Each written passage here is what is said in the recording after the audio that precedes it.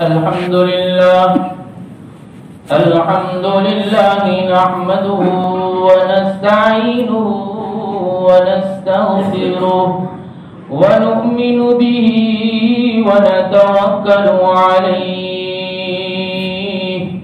ونعوذ بالله من شرور أنفسنا ومن سيئات أعمالنا من يهده الله فلا مضل له ومن يضلله فلا هادي له ونشهد أن لا إله إلا الله وحده لا شريك له ونشهد أن سيدنا ومولانا محمدا عبده ورسوله صلى الله تعالى عليه وعلى آله وأصحابه أجمعين أما بعد فأعوذ بالله من الشيطان الرجيم بسم الله الرحمن الرحيم أَإِذَا مِتْنَا وَكُنَّا تُرَابًا وَعِظَامًا أَإِنَّا لَمَبْعُوثُونَ أَوْ آبَاؤُنَا الْأَوَّلُونَ قُلْ نَعَمْ وَأَنْتُمْ دَاخِرُونَ فَإِنَّمَا هِيَ زَجْرَةٌ واحدة فإذا هم ينظرون وقالوا يا ويلنا هذا يوم الدين هذا يوم الفصل الذي كنتم به تكذبون صدق الله العظيم.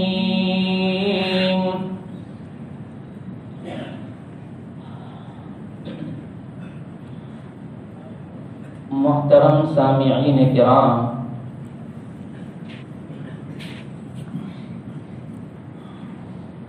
سورہ صافات میں عقیدہ آخرت بیان ہو رہا ہے.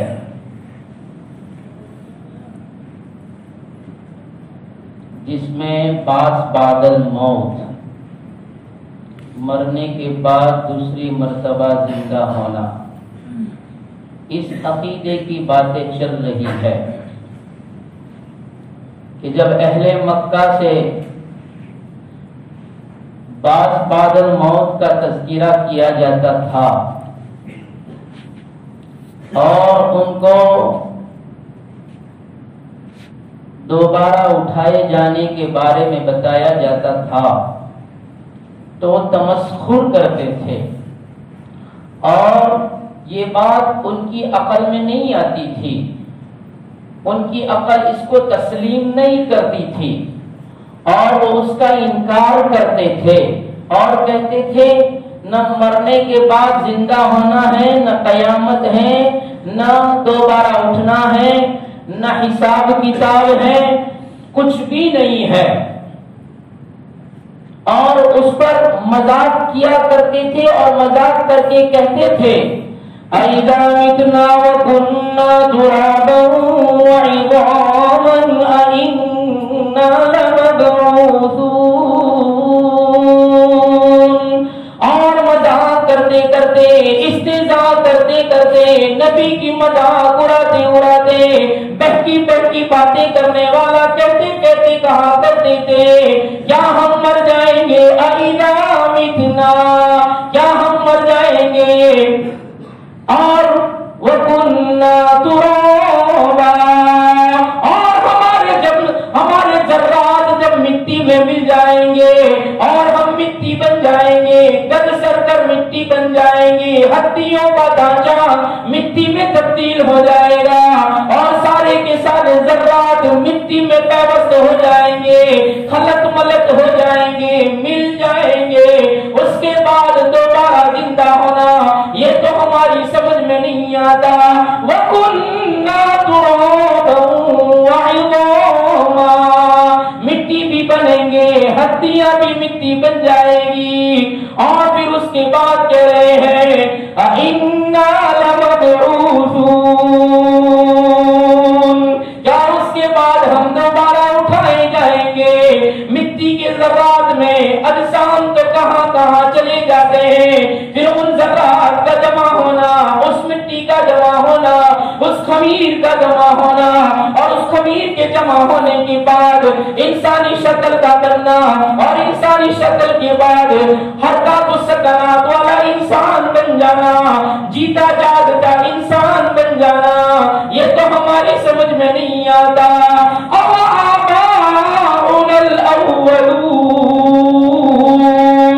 क्या हमारे अगले बाप दादा, हमारे जद्दे अमजद और हमारे जितना भी आबा अजदाद है, वो सारे की सारे मिट्टी में मल गए, मिट्टी में खाकस्तर हो गए, क्या वो भी उठाए जाएंगे? वही सवाल करते थे। और अकीदा आखिरत में बास पागल मौत के मुनकिर थे और कहते थे ऐसा हो ही नहीं सकता। सवाल या जुमला, क्या ऐसा हो सकता है? क्या उठाए जाएंगे हम भी और हमारे अगले आबा व अजदाद भी उठाए जाएंगे? तो अल्लाह ने उनका जवाब देते हुए फरमाया कुल नअम व अंतुम दाखिरून। नबी जी सवाल करने वालों को कह दीजिए, इस्तिफसार करने वालों को कह दीजिए हाँ हाँ नाम, हाँ जरूर भी जरूर उठाए जाओगे। और मुनकिरीन क़यामत, मुनकिरीन बादल मौत के बारे में फरमाया वह अंतुम दाखिरून, और तुम जलील करके उठाए जाओगे। इनकार करते हो ना तो जलील करके उठाए जाओगे। उठना तो है ही, बादल मौत तो है ही, मरने के बाद दोबारा की जिंदगी तो है ही, लेकिन उसमें तुम्हें उठाया जाएगा जलील बनाकर, तुम्हें खार करके उठाया जाएगा और तुम्हें बताया जाएगा कि देखो जिस अकीदे का तुम इनकार करते थे वो अकीदा आज साबित होकर दिखा दिया गया कि तुम्हें उठाया गया। अब मुफस्सिरीन फरमाते हैं बादल मौत, मरने के बाद दूसरी मर्तबा जिंदा होना और अल्लाह की पेशी में हाजिर होना, इस अकीदे को ऐसा अकीदा है कि अजीम इनकिलाबी अकीदा है कि जिन लोगों ने इस अकीदे का इनकार किया, बादल मौत के मुनकिर बने और जालिम बनकर, जाबिर बनकर, बागी बनकर, सरकश बनकर जिंदगी गुजारी और जमीन में फसाद फैलाया, उनको भी मरने के बाद खड़ा होना है। उन्होंने अकीदे आखिरत का इनकार किया और जिन लोगों ने इस अकीदे का इकरार किया और दिल से उसको तस्लीम करके बादल मौत के अकीदे को तस्लीम करके उस पर ईमान लाए, आखिरत पर ईमान लाए, अल्लाह के दरबार में पेशी होकर अपने आमाल और अकाईद की जवाबदेही का उन्होंने इकरार किया और उसको तस्लीम करके उस पर ईमान लाए, तो उनकी जिंदगी में और उनकी शब-ओ-रोज़ में एक इनकलाब पैदा हो गया और उनकी जिंदगियों में, उनकी रात दिन में तब्दीलियां आ गई। जो जालिम थे और जालिम बनकर जिन्होंने अमन सुकून को खो दिया था, वो अमन और सलामती के अलमबरदार बन गए। क्यों? उनको एहसास हो गया कि ये दुनिया की जिंदगी फानी है, मरना है, मरने के बाद दूसरी मर्तबा उठना है और अल्लाह के दरबार में पेश होना है, अल्लाह के हुजूर जवाबदेही करना है, आमाल की, अकाईद की हमें अल्लाह के सामने जवाबदेही करना है। इसलिए जो जालिम थे वो अमन और सलामती के अलमबरदार बन गए। जो दूसरों के खून के प्यासे थे, फरमाया दूसरों की मुहाफजत करने वाले बन गए, दूसरों के मुहाफिज बन गए। और जिनके अंदर कूद कूद कर चोरी और डाका भरा हुआ था,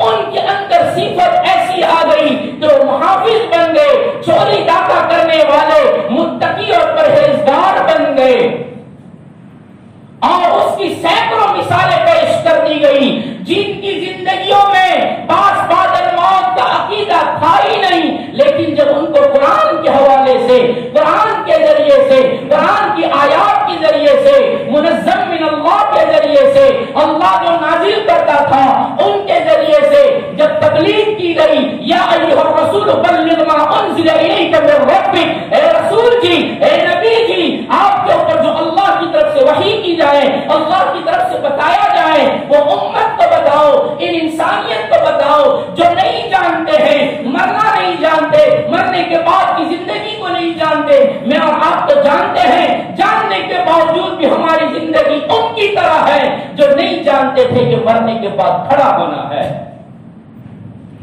نہیں جانتے کہ مرنے کے بعد کھڑا ہونا ہے۔ ان کو سمجھاؤ، اور ان کو سمجھانے کے لیے جب شراب کی حرمت کی آیت نازل ہوئی، مفسرین فرماتے ہیں شراب کی حرمت کی جب آیت نازل ہوئی، دھیرے دھیرے شراب حرام کیا گیا تھا، جب آخری آیت کہ شراب حرام ہو گئی، جن کے دلوں میں عقیدہ آخرت پیوست ہو چکا تھا، اور جن کے دلوں نے تسلیم کر لیا تھا کہ مرنے کے بعد کھڑا ہونا ہے، ان لوگوں نے شراب کی حرمت پر، حضرت طلحہ رضی اللہ تعالیٰ کے گھر میں شراب کا دور چل رہا تھا، حضرت طلحہ ایمان لا چکے ہیں اور حضرت انس ایمان لا چکے ہیں، اصحاب رسول ایمان لانے والے، ابھی شراب کی حرمت نازل نہیں ہوئی تھی، جن کی گھٹیوں میں شراب بھری ہوئی تھی، جن کی شرافتوں کے اور جن کے معزز ہونے کے تمغے اس کو بنائے گئے تھے، اور شراب ان کی شرافت سمجھی جاتی تھی،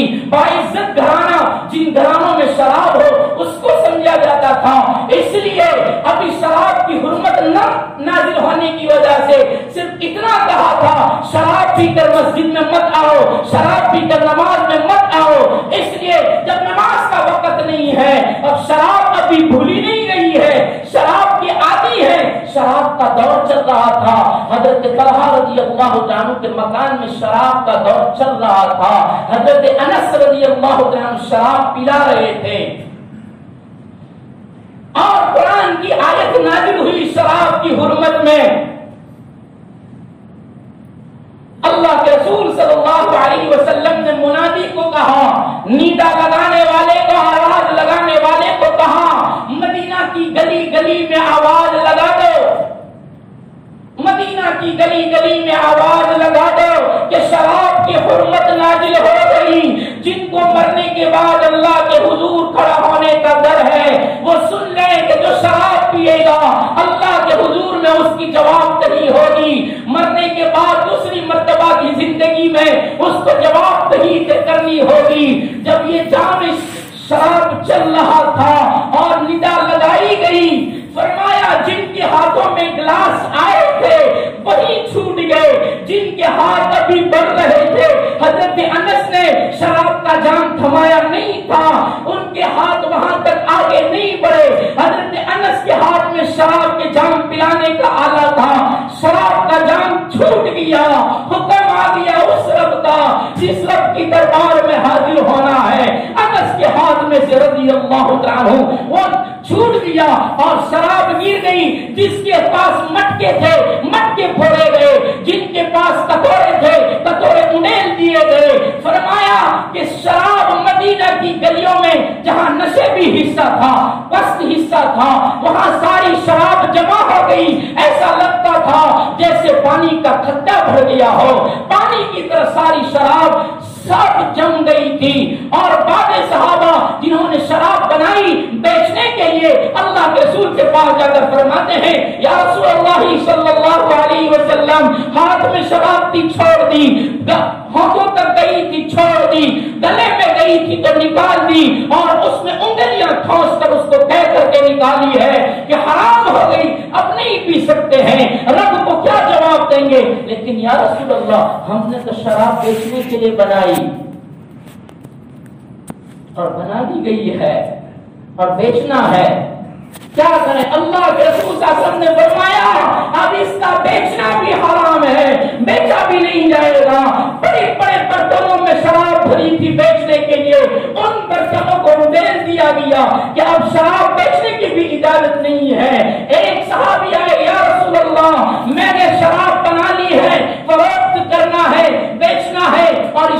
شراب میں یتیم بچوں کا پیسہ لگا ہے. میری بات تو دور کی، لیکن یتیم بچوں کا پیسہ لگا ہے. اگر یہ شراب بیچی نہ گئی تو بس یتیموں کو گھاٹا ہو جائے گا، یتیم کے مال میں کھوٹ آ جائے گی. اللہ کے رسول صلی اللہ علیہ وسلم نے فرمایا ان یتیم کے پیسے میں دے دوں گا، لیکن اب یہ شراب حرام ہے، اس کو انڈیل دو، اجازت نہیں ہے اس کو بیچنے کی. وہ پوچھنے کے لیے آنے والے صحابی نے یتیموں کے پیسوں سے بنی ہوئی شراب کو انڈیل دی. اللہ کے رسول نے فرمایا ان یتیموں کے پیسے میں دے دوں گا، لیکن اب شراب حرام ہے، اب شراب پر ہاتھ لگاؤ گے تو اللہ کی ہم مجرم بنو گے، اور اس بات کی دلیل ہوگی کہ تمہیں مرنے کے بعد دوسری مرتبہ زندہ ہونے کا یقین نہیں ہے. کہ جس کو آخرت کا بعد موت کا یقین ہوتا ہے وہ اس طرح نہیں کیا کرتا کہ ایک حکم نازل ہو گیا اب اس کو دل و جان سے مان لیتا ہے. جن کے دلوں میں یہ عقیدہ پیوست ہو گیا تھا انہوں نے تو کر کے دکھایا. فتح مکہ ہو رہا ہے، مکہ فتح ہو رہا ہے، اور نبی نے حکم نامہ جاری کیا اور ان میں ان لوگوں کے نام لکھ دیے کہ جو ملے اس کو قتل کر دو. حکم نامہ اللہ کے رسول نے فتح مکہ کے بعد نام لکھ کر دیے، یہ واجب القتل ہے، یہ ملے تو اس کو قتل کر دو، یہ ملے اس کو مار ڈالو. اللہ کے رسول صلی اللہ علیہ وسلم نے حکم نامہ جاری کیا، اس میں اکرامہ بن ابی جہل کا نام بھی ہے کہ یہ ملے تو اس کو مار ڈالو. بہت بڑے دشمن کا بیٹا، بہت بڑا دشمن یہ بھی ہے، وہ بھی ملے تو اس کو قتل کرو. ام حکیم اکرامہ بن ابی جہل کی بیوی اللہ کے رسول صلی اللہ علیہ وسلم کے پاس آئی ہے. اکرامہ تو بھاگ چکے ہیں اور یہ بیوی آئی ہے ام حکیم اور کہا یا رسول اللہ بعد موت کا مجھے یقین ہو گیا ہے، مرنے کے بعد زندہ ہونے کا یقین ہے، آپ کی بات تسلیم ہے، میں ایمان قبول کرتی ہوں. ایمان میں داخل ہوئی اور پھر فرمایا از راہ شفقت یا رسول اللہ. جملہ لکھا مفسرین نے، ام حکیم کہہ رہی ہے از راہ شفقت یا رسول اللہ صلی اللہ علیہ وسلم اکرمہ کو امان دے دیجئے، اس لیے کہ آپ کی ذات تو شفقت والی ہے، آپ تو شفیق ہے.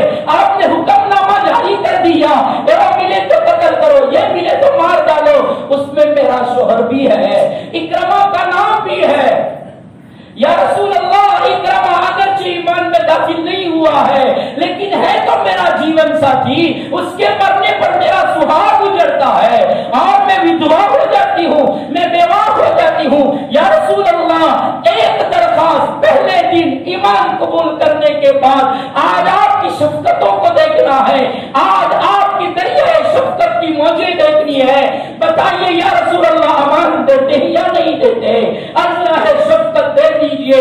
اللہ کے رسول صلی اللہ علیہ وسلم نے فرمایا جاؤ ہم نے اکرمہ کو ہمیشہ کے لیے امان دے دی، جہاں بھی ملے کوئی اس کو ہاتھ نہ لگائے، وہ ملے تو اس کو نہ مارے.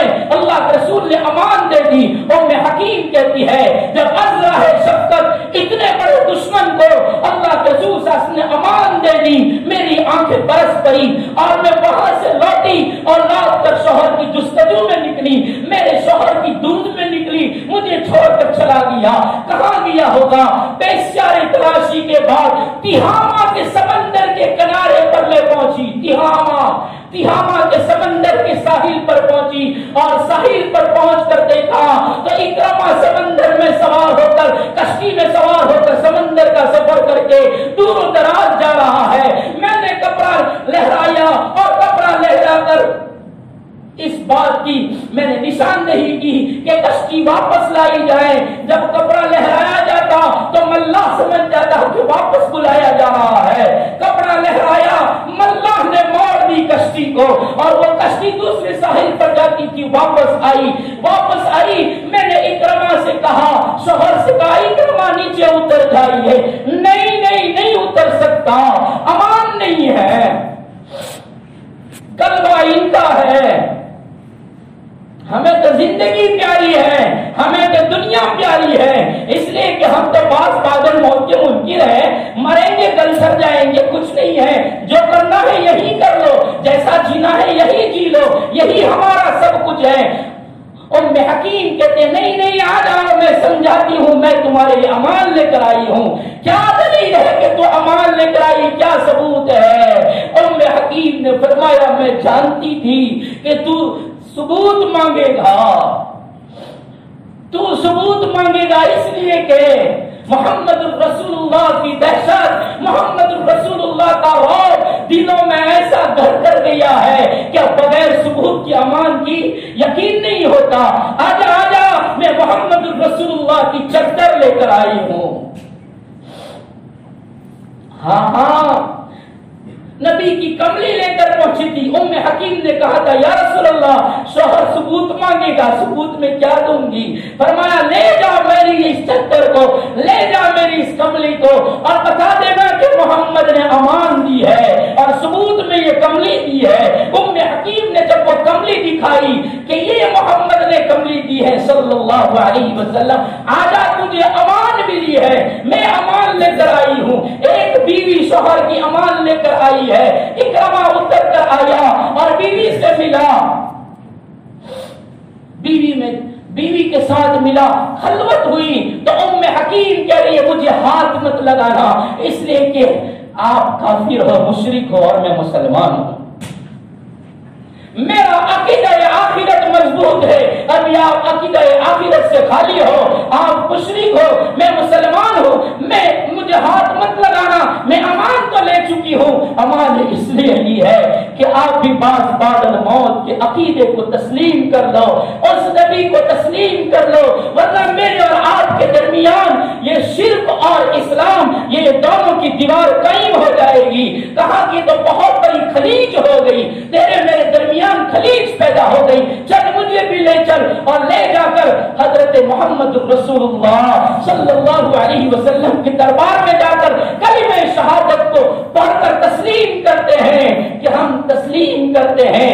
اب طرف جو کہتے تھے ایدا متنا وکننا ترابا وعظاما انا لمبعوثون، کیا ہم مرنے کے بعد اٹھائے جائیں گے؟ لیکن اب تسلیم کرتے ہیں کہ مرنے کے بعد اٹھائے جائیں گے. مفسرین فرماتے ہیں عمر ابن خطاب رضی اللہ تعالیٰ عنہ راستے سے گزر رہے تھے، شارع عام راستے سے گزر رہے تھے.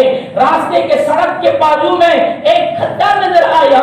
عمر ابن خطاب خود مٹی لے کر اس کھڈے کو درست کر رہے ہیں، اس کھڈے میں مٹی ڈال رہے ہیں. کسی نے دیکھ لیا تو کہا امیر المومنین یہ کیا کرتے ہو؟ آپ خود بتاتے خود یہ کیا کرتے ہو؟ کہا کھڈے کو مٹی ڈال کر برابر کر رہے ہیں. ارے کسی کو حکم دیتے تھے تو عمر ابن خطاب نے کہا یہ کھڈا اگر رات میں کوئی جانور بھاگتا ہوا آئے اور اس کھڈے میں اس کا پاؤں گرے اور اس کا پاؤں ٹوٹ جائے تو قیامت میں میدان محشر میں عمر کو اس کی جواب دہی کرنی ہوگی. اس جواب دہی سے بچنے کے لیے کہ مرنے کے بعد کھڑا ہونا ہے اللہ کے حضور، اگر جانور کا پاؤں ٹوٹا تو اس کی بات صرف عمر سے ہوگی کہ تو حاکم تھا، تو صرف انسانوں کا نہیں تھا، تو جانوروں کا بھی حاکم تھا، تو نے اس کھڈے کو درست کیوں نہ کیا؟ کہ استحضار تھا مرنے کے بعد زندہ ہونے کا، مرنے کے بعد پھر سے اللہ کے سامنے کھڑا ہونا ہے. اس لیے جب رات کی سناٹے میں قرآن پڑھتے تھے وَامْتَازُوا الْيَوْمَ أَيُّهَا الْمُجْرِمُونَ، آج مجرموں کی صفیں الگ کر دو، آج مجرموں کو الگ کر دو، صالحین کو الگ کرو اور مجرمین کو الگ کر دو. عمر پوری رات اس آیت کو پڑھتے ہیں اور آنکھوں میں سے موتیوں کی طرح آنسو بہ رہے ہیں. پوچھا گیا اتنا کیوں رو رہے ہو؟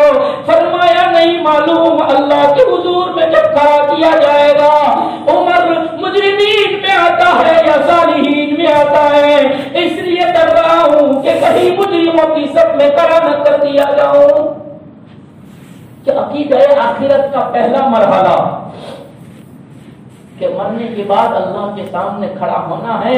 باس بادل موت ہے جس کے بارے میں یہ لوگ کہتے تھے کہ ہم نہیں جانتے، ہماری سمجھ میں نہیں آتا ہے، ہم نہیں مانتے کہ مرنے کے بعد کھڑا کیا جائے گا. تو اللہ تبارک و تعالیٰ نے ان کو جواب دیا اور کہا نبی جی آپ کہہ دیجئے، قل کہہ دیجئے نعم اٹھایا جائے گا، اور کیسا؟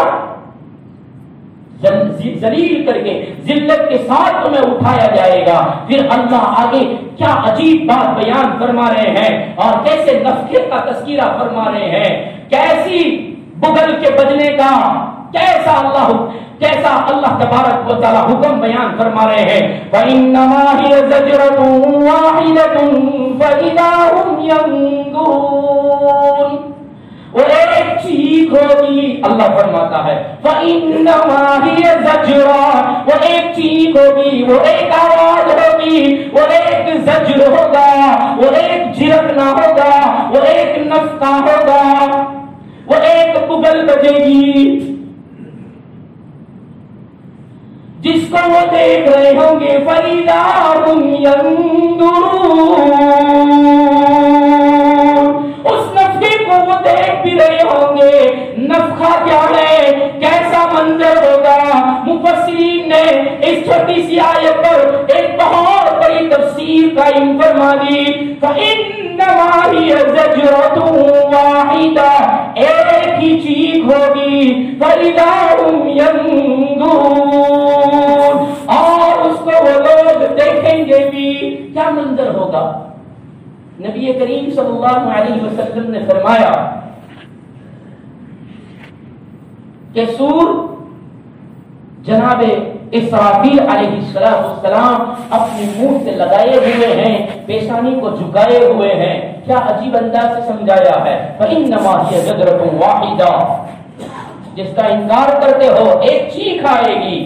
کس طرح آئے گی؟ ایک نفخہ آئے گا، نفخے اول، پہلی مرتبہ کا سور، پہلی مرتبہ کی پھونک جو اسرافیل نے سینگ کی طرح، سنگڑے کی طرح ایک آلے کو لیا ہے، منہ سے لگایا ہے، پیشانی جھکائی ہے اور کان اللہ کے حکم کی طرف لگایا ہے۔ اللہ کے رسول صلی اللہ علیہ وسلم فرماتے ہیں جب اللہ کا حکم ہوگا سور پھونکنے کا، سور پھونکا جائے گا، سور پھونکا جائے گا، آواز نکلے گی۔ مسلم شریف کی روایت، اللہ کے رسول صلی اللہ علیہ وسلم نے فرمایا جمعہ کا دن ہوگا، نفخ اولا، فإنما هي زجرة واحدة، ایک چیخ، جمعہ کا دن ہوگا، محرم کا مہینہ ہوگا،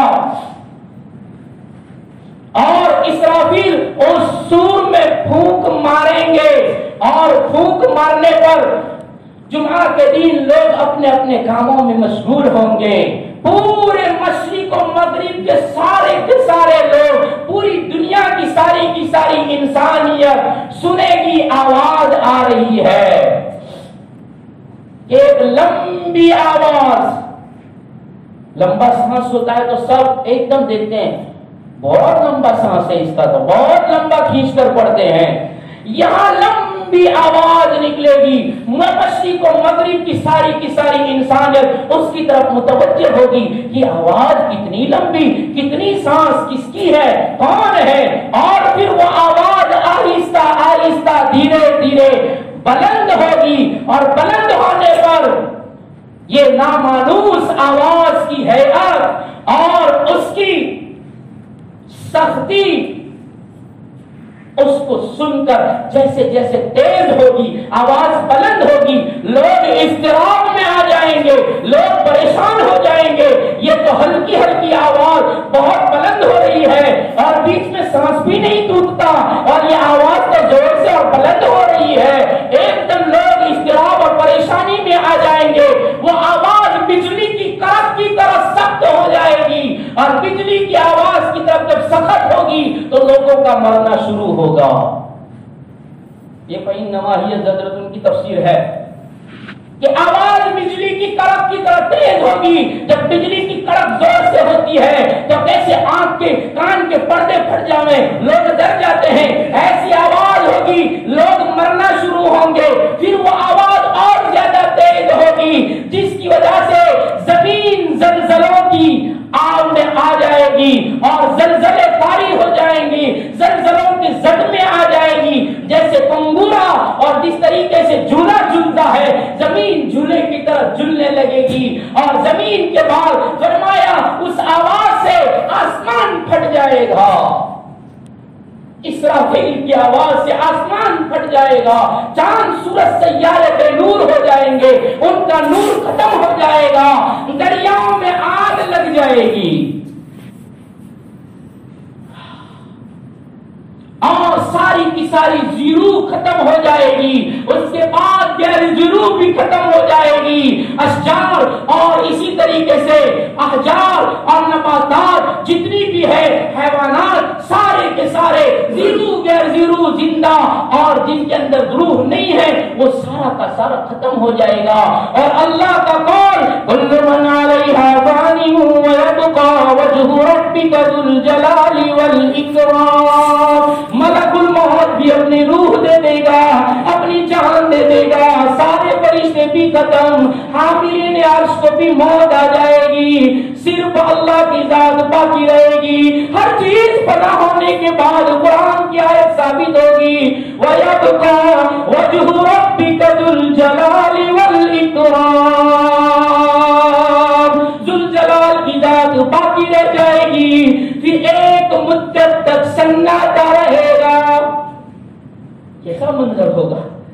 سارا سناٹا ہو جائے گا، اس کے بعد ایک آواز اٹھے گی، اللہ پوچھے گا اَيْنَ الْجَبَّارُونَ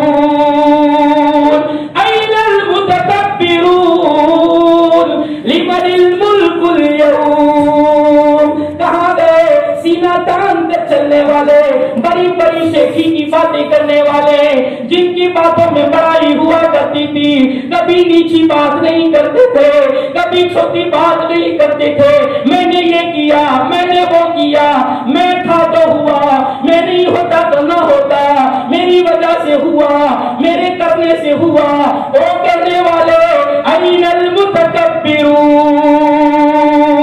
کہاں گئے وہ تکبر کرنے والے، اَيْنَ الْجَبَّارُونَ، جو بڑی بڑی سجائیں دیا کرتے تھے، چھوٹے جرم پر بڑی سجائیں دیا کرتے تھے، اور جن کو سجا دینا تھا ان کو چھوڑ دیتے تھے، بے قصوروں کو بڑی بھاری سجائیں دیا کرتے تھے۔ وہ جبارون کہاں گئے، وہ ظلم کرنے والے کہاں گئے، کون بولے گا، کس میں طاقت ہوگی؟ سناٹا چھایا ہوا ہے اور اللہ سوال کرے گا لمن الملک اليوم، قیامت کا باس بعد الموت کا انکار کرنے والوں جواب دو، آج بادشاہی کس کی ہے؟ ہاں اللہ کے رسول صلی اللہ علیہ وسلم نے پورا نقشہ کھینچا، ایسا ہوگا۔ ہاں ہم تھوڑے سے حالات دے کر کہتے قیامت آ گئی، یہ منظر ابھی باقی ہے، ان مناظر سے گزرنا ہے، اللہ میری آپ کی حفاظت فرمائے۔ لمن الملک اليوم، کون ہے؟ پورا سناٹا ہے، کوئی جواب نہیں دے رہا ہے، ایک مدت کے بعد پھر اللہ خود جواب دے گا، للہ الواحد القہار، آج ایک واحد قہار کی حکومت ہے کوئی بولنے والا؟ آ جاؤ بولو ہمارے سامنے، نظریں اٹھا کر دیکھو کون بول سکتا ہے؟ سارے پڑے ہوئے ہیں، ساری دنیا ختم ہو گئی ہے، سب کا خاتمہ کر دیا گیا، اس کے بعد ایک مدت کے بعد اللہ پھر سے زمین آسمان اور فرشتے پیدا کرے گا۔ سنو بڑی پتے کی باتیں، اللہ پھر سے زمین آسمان اور فرشتے پیدا کرے گا، جو دوسری مرتبہ اللہ زمین پیدا کرے گا، اس زمین میں کوئی عمارت بھی نہیں ہوگی، کوئی درخت بھی نہیں ہوگا، کوئی پہاڑ بھی نہیں ہوگا اور کوئی سمندر بھی نہیں ہوگا، بالکل فرمایا سفید زمین ہوگی۔ سنا آج تک میں نے، آپ نے اس کو تفسیر کہتے ہیں، تفسیر سننے کا یہ فائدہ ہوتا ہے، اس لیے پابندی سے بیٹھو، دوسروں کو بٹھاؤ کہ اللہ جو دوسری مرتبہ زمین پیدا کرے گا وہ سفید زمین ہوگی اور ہموار زمین ہوگی، اس میں کہیں بھی کچھ بھی نہیں ہوگا، بالکل چکیر میدان، ایک دم ہموار زمین، کھڈا بھی نہیں، اونچا نیچا بھی نہیں، بالکل ہموار زمین اللہ بنائے گا اور اپنے نور سے اس کو منور کرے گا۔ اور اس زمین کو بنانے کے بعد جس کو اللہ نے سفید بنایا ہے، اس کے بعد اللہ جو آسمان دوسرا بنایا ہے اس سے بارش برسائے گا، اور اس سے جو بارش ہوگی وہ انسانوں کے پیدا کرنے کے لیے، دنیا میں بارش برستی ہے گھاس پھوس کو اگانے کے لیے اور فصلیں اور کھیتیاں उगाने के लिए, वहां जो बारिश अल्लाह फरमाएगा उससे इंसानों को उगाना है, इंसानों को जिंदा करना है। तो बारिश होगी इंसानों की हयात के लिए। उसके बाद अल्लाह तबारक व तआला हजरत इसराफील को कहेंगे कि फिर सूर लगा और फूंक लगा और सूर फूकेंगे, और उस सूर के फूकने पर इंसान जमीनों से ऐसे उठेंगे जैसे दरख्त उगा करते हैं, जमीनों से उगेंगे और खड़े होंगे, और हर इंसान नंगे बदन नंगे पांव बगैर खतना के। और अल्लाह की वो बात साबित हो जाएगी, वलक़द जि'तुमूना फुरादा, तुम सबके सब हमारे पास फर्दन फर्दन आओगे, एक एक करके आओगे, टोलियां नहीं, एक एक लाइन से आओगे, कतार से आओगे, किसी की मजाल नहीं कि लाइन तोड़ कर आ सके। वलक़द जि'तुमूना फुरादा कमा खलक़नाकुम अव्वल मर्रा, और ऐसे आओगे जैसे हमने तुम्हें पहली मर्तबा में पैदा किया था।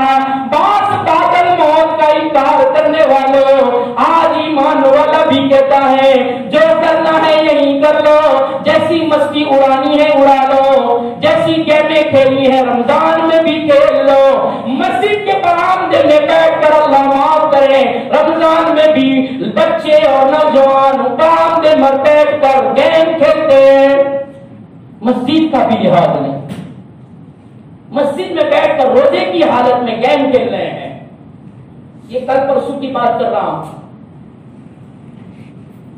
बस यही समझते हैं यही जीना है, यही सब कुछ करना है, मरने के बाद कुछ नहीं है। वो ज़बान से इनकार करते थे अहले मक्का, और आज अहले ईमान अपने अमल से इनकार करते हैं कि हमें मरने के बाद दूसरी मर्तबा खड़ा नहीं होना है, अल्लाह के हुजूर में जवाबदेही नहीं करना है। अगर इसका यकीन होता कि अल्लाह के दरबार में जाना है, जवाबदेही करना है, तो ये रमजान में ऐसा न करता जिससे अल्लाह रमजान के मुबारक महीने की बरकतें उठा लेता है।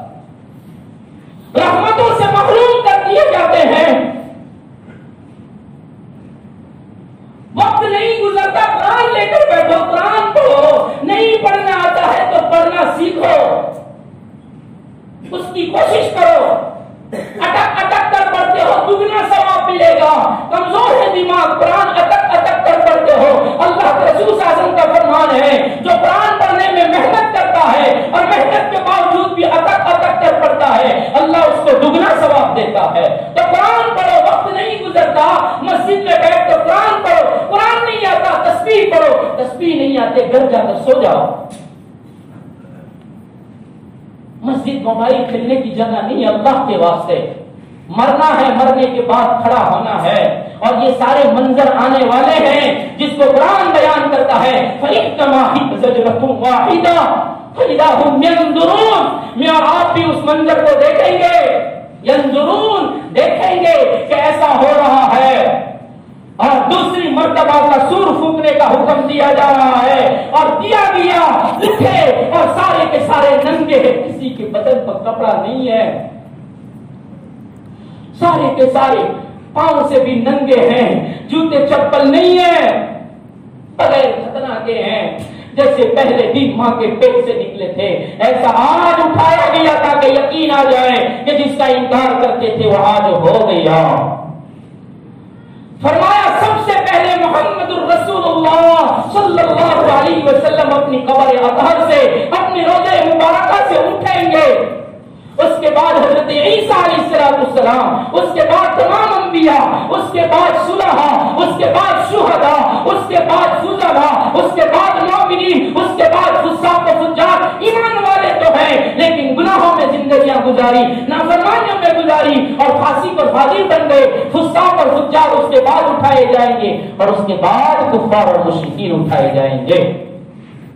बादल मौत का इनकार करने वालों को सबसे आखिर में उठाया जाएगा, ताकि वो देखें, इस मंजर को देखें कि देखो सब खड़े हैं और सबको हमने बगैर कपड़े के खड़ा किया है।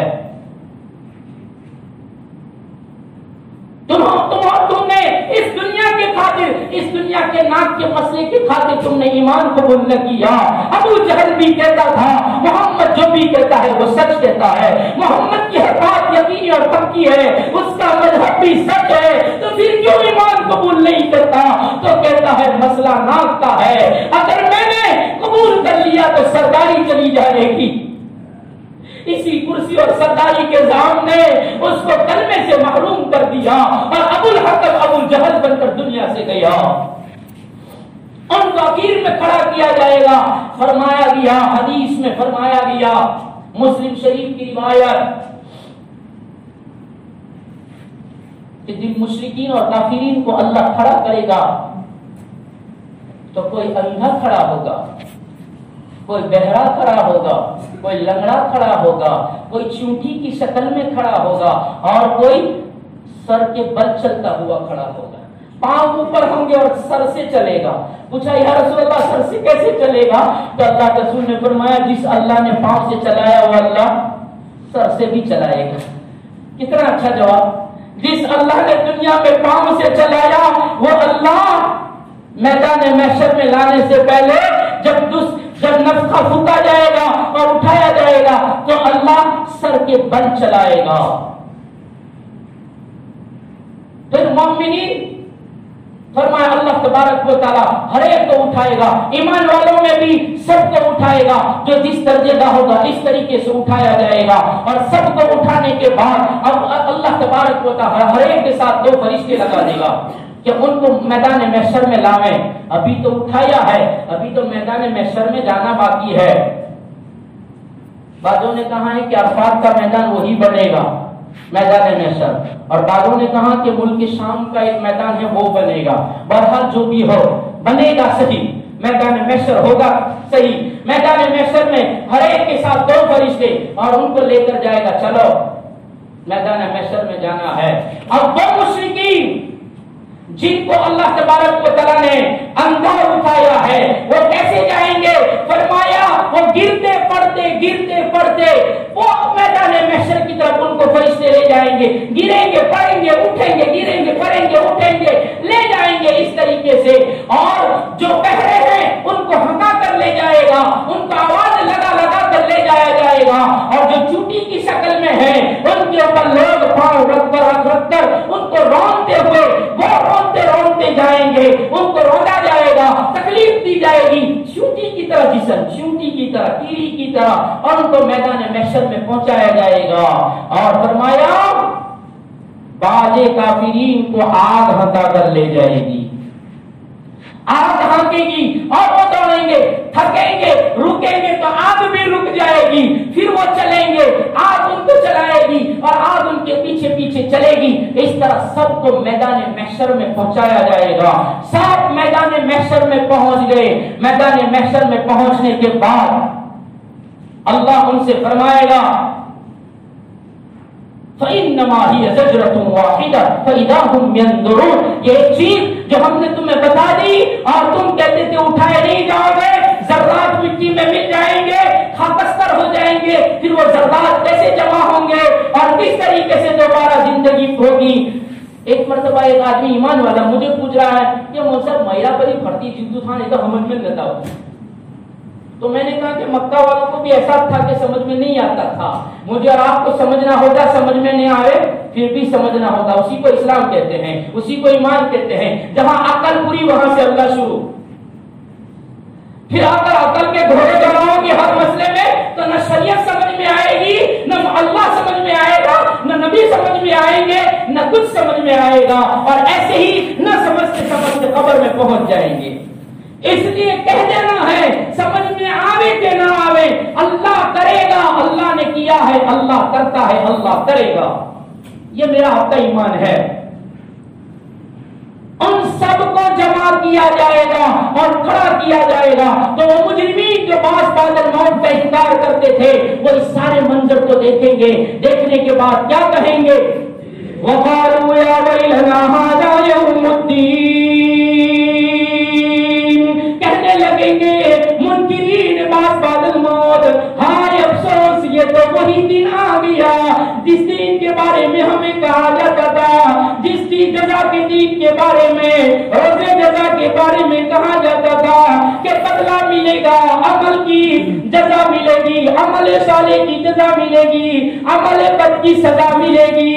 آج وہ دن آ گیا، ہماری بربادی، ہائے افسوس، لیکن چڑیا چپ گئی تھے۔ اب پچھتانے کیا ہوتا ہے؟ وہ منظر تھا جب نبی سمجھاتے تھے، اس وقت تو مذاق کرتے تھے، استہزاء کرتے تھے، تم تمہارا کرو، ہمیں اپنا کرنے دو۔ آج کسی کو نماز کے لیے کہا جاتا ہے تو کہتے ہیں تم تمہاری نماز کا کرو، ہمیں اپنے حال پر چھوڑ دو، تمہیں ہماری قبر میں سونا تھوڑی آنا ہے۔ اب وہ کہتے ہیں وَقَالُوا يَا وَيْلَنَا هَذَا يَوْمُ الدِّينِ هَذَا يَوْمُ الْفَصْلِ الَّذِي كُنتُم بِهِ تُكَذِّبُونَ۔ کلیجے گلے کو آ جائیں گی۔ فرمایا گیا، مفسرین فرماتے ہیں یہ منظر دیکھ کر منکرین کے کلیجے گلے کو آ جائیں گے، آنکھیں پتھرا جائے گی اور ایک دم کپکپی تاری ہو جائے گی، تھر تھرانے لگیں گے، تھراتے آ جائیں گے اور ایک دم غموں کے بادل چھا جائیں گے اور کہیں گے کیا ہو گیا؟ ارے اس دین کا تو انکار کرتے تھے۔ اللہ فرمائیں گے ہاذا، یہی وہ دن ہے، یوم الفصل، فیصلے کا دن، آج فیصلہ کیا جائے گا۔ دنیا میں تو سب مل جل کر رہے، ہری مرینے رہے اور سب کے ساتھ رہے اور سب کے ساتھ میلے بھی منائے، عید بھی منائی اور سب کے ساتھ دسترخوان پر بیٹھ کر کھانا بھی کھایا، غیر کے دسترخوان پر جا کر ایمان والا بھی کھا رہا ہے اور مزے لے کر کھا رہا ہے۔ انما المشرکون نجس، قرآن نے تو کہا مشرکین ناپاک ہے، ایمان والا بڑے مزے لے کر کھا رہا ہے۔ ھذا یوم الفصل الذی کنتم بہ تکذبون، جس دن کا انکار کرتے تھے یہی فیصلے کا دن ہے جس کو تم جھٹلایا کرتے تھے۔ اب ساروں کے سامنے، اللہ سب کے سامنے میدان محشر میں ان کو کہا جا رہا ہے آج فیصلہ ہوگا۔ اب فیصلے کے دن، جس دن کے بارے میں تم جھٹلایا کرتے تھے، آج فیصلہ کریں گے۔ کیسا فیصلہ؟ تو فرمایا احشروا الذین ظلموا وازواجہم وما كانوا يعبدون، جمع کرو احشروا الذین، جمع کرو ان لوگوں کو جنہوں نے ظلم کیے۔ ظلم تو اللہ نے حرام کیا ہے، کوئی کسی پر ظلم نہیں کر سکتا۔ تو احشروا الذین ظلموا، ان لوگوں کو جمع کرو جنہوں نے ظلم کیا، وازواجہم، اور ان کو بھی جو ان کے جوڑو تھے۔ مفسرین فرماتے ہیں ان کے جوڑو سے ایک مطلب تو یہ ہے کہ ان کا جو لوگ ساتھ دیتے تھے، ظلم کرنے والے کا ساتھ دیتے ہیں، انیائی کرنے والے، ناانصافی کرنے والوں کا ساتھ دیتے ہیں۔ تو فرمایا ان کے جوڑوں کو جو ان کو ساتھ دیتے تھے، سود خوروں کے ساتھ سود خور، زانیوں کے ساتھ زانی، فرمایا اور جھوٹ بولنے والوں کے ساتھ جھوٹ بولنے والے، اور غیروں کی پرستش کرنے والوں کے ساتھ غیروں کی پرستش کرنے والے، ان سب کو لایا جائے اور ان کو جمع کیا جائے۔ اور صاحب معالم العرفان اور دوسرے مفسرین نے فرمایا اس کا ایک مطلب یہ ہے کہ کافروں کی وہ عورتیں، ازواجہم فرمایا، ان کی وہ عورتیں جو ان کو بدی کے کام میں، کفر کے کام میں ان کا ساتھ دیا کرتی تھی، اللہ فرمائے گا ان کو بھی لاؤ۔ احشروا الذین ظلموا وازواجہم، ان کو اور ان کی جوڑوں کو لاؤ۔ وما كانوا يعبدون من دون اللہ، ایک منٹ میں بات پوری کرتے ہیں۔ وما كانوا يعبدون من دون اللہ، اور ان کو کو بھی لاؤ جن کی عبادت کرتے تھے اللہ کو چھوڑ کر، ان کے معبودان باطلہ کو بھی لاؤ، جن جن معبودوں کو انہوں نے معبود بنایا، جن جن پتھروں کو، جن جن اصناموں کو، ان سب کو جمع کرو اور ان کو لاؤ اور ان کو پھر لایا جائے گا۔ پھر کیا ہوگا؟ اس کے بعد قیامت کا منظر کس طرح کھینچا ہے وہ انشاءاللہ زندگی باقی رہی تو آئندہ سنیں گے۔ اللہ تبارک و تعالیٰ کہنے سننے سے زیادہ عمل کی توفیق عطا فرمائے۔ درود شریف پڑھیں۔ بسم الله الرحمن الرحيم الحمد لله رب العالمين والعاقبة للمتقين والصلاة والسلام على سيد الأنبياء والمرسلين صلى الله تعالى عليه وعلى آله وأصحابه أجمعين يا أرحم الراحمين ارحمنا ويا أكرم الأكرمين أكرمنا يا ذا الجلال والإكرام يا حي يا قيوم برحمتك نستغيث يا حي يا قيوم برحمتك نستغيث۔ اے مدد کرنے والے رب، اے ناصر اللہ ہماری مدد فرما دیجئے یا اللہ۔ ہماری مدد یہ ہے کہ اللہ ہمیں معاف کر دیجئے، یا اللہ ہمارے قصوروں کو معاف فرما دیجئے، یا اللہ سر کے بالوں سے لے کر پاؤں کے ناخن تک بدن کا ایک ایک رونتا مجرم ہے، اے اللہ دنوں کے اجالوں میں، راتوں کی اندھیریوں میں، یا اللہ خلوتوں میں جلوتوں میں جان بوجھ کر یا اللہ جانتے تھے کہ یہ گناہ ہے پھر بھی کیے، یا اللہ کتنے گناہ انجانے میں ہو گئے نہیں جانتے تھے اور گناہ ہو گئے، یا اللہ کتنی نافرمانیاں تو ایسی جس کو ہم ثواب سمجھ کر کرتے رہے اور تیرے دربار میں وہ جرم تھا، یا اللہ وہ سارے قصور معاف فرما دیجیے، سارے قصور معاف فرما دیجیے۔ اے اللہ آپ کو معاف کرنا بہت اچھا لگتا ہے، یا اللہ ہم نے ہر ایک سے چھپ کر کیا لیکن تجھ سے کچھ چھپا ہوا نہیں ہے۔ اے عالم الغیب والشہادہ ہمارے سارے قصوروں کو معاف فرما دیجیے، راضی ہو جائیے، راضی ہو جائیے، یا اللہ رحمت کا عشرہ عطا ہو گیا۔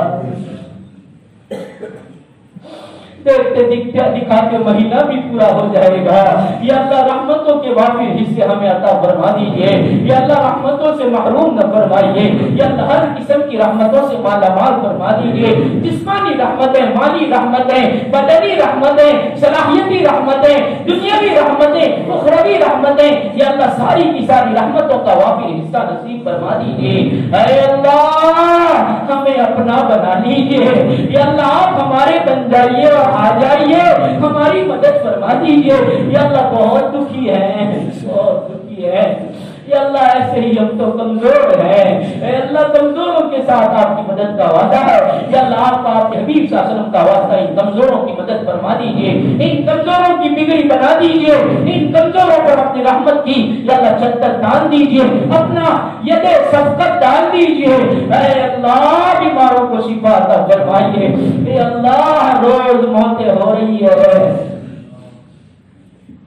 یا اللہ پھر بھی غفلتوں ہی میں زندگیاں گزر رہی ہے، یا اللہ خواب غفلت سے بیدار کر دیجئے، یا اللہ مرنے والوں سے اٹھنے والوں سے اللہ عبرت حاصل کرنے کی توفیق دے دیجئے، یا اللہ جب ہمارے اٹھنے کا وقت آئے، یا اللہ روح کا قبض ہو، یا اللہ کلمہ زبان پر جاری ہو، آپ ہم سے راضی ہو، کسی بندے بندی کا حق ہم پر باقی نہ ہو، یا اللہ زمین کا وہ ٹکڑا ہمیں اہلا و سہلا کہہ رہا ہو، یا اللہ ایسی مبارک موت کا انتظام فرما دیجئے، اے اللہ سب کی پریشانیاں دور فرما دیجئے، راضی ہو جائیے، مانگا وہ بھی عطا فرمائیے، مانگنے سے اگر نشان عطا فرمائیے، ہماری دعاؤں کو اپنے بدل سے نبی کریم صلی اللہ علیہ وسلم کے صدقہ طفیل میں قبول فرما لیجئے، وصلی اللہ علی النبی الکریم برحمتک یا ارحم الراحمین۔